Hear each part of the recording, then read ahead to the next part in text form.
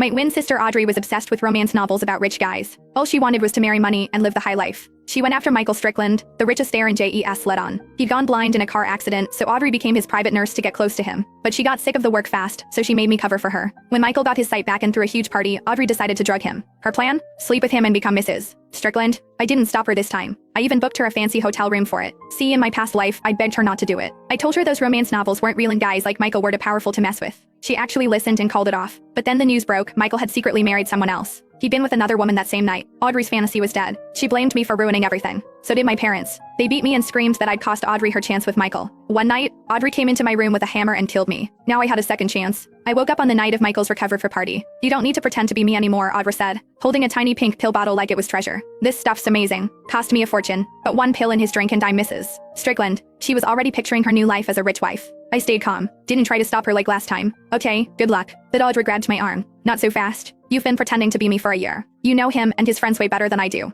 You're sticking around till I seal the deal. She threw me sunglasses and a mask. Cover up. If anyone finds out the truth, you're dead. Got it? After a year as Michael's caretaker, I knew the truth. He wasn't some clueless rich kid. He was sharp and ruthless. Audrey thought she could outsmart him. She was walking into her own grave. She strutted over with the spiked wine. Michael drank it, and within minutes his face was red, his body swaying. Audrey rushed to help him upstairs. I slipped her a hotel keycard. Room 800. Her eyes lit up. Maybe you're not totally useless. Once I'm Mrs. Strickland, I'll get you a job with a driver or bodyguard. Set you up for life. Guide the door. Don't let anyone interrupt. If this fails, Mom and Dad will destroy you. I followed upstairs but stood across the hall instead. Minutes later, thud. The door flew open and Michael stumbled out. Michael was breathing hard, his face twisted with rage. He looked ready to explode. Audrey was out cold on the floor with a bloody gash on her head. I knew it. No way she could pull this off. She got off easy with just a beating. When Michael sobered up, she might not survive. I turned to leave when someone grabbed my wrist. Michael yanked me into the next room. I still had my mask on. My eyes met his, wide with fear. The dim lights threw shadows on the walls. He pinned me against one, his voice rough. Your scent. Your body. I know you, don't I? I froze. We'd spent a year together. If I spoke, he'd recognize me instantly. I couldn't let anything happen between us. I'd end up just like Audrey. I tried to break free, but even drugged, he was way stronger. I opened my mouth to scream when he leaned in close. Your eyes. They're beautiful. I thought he'd recognize me. Then he ripped off my mask and kissed me. Panic shot through me.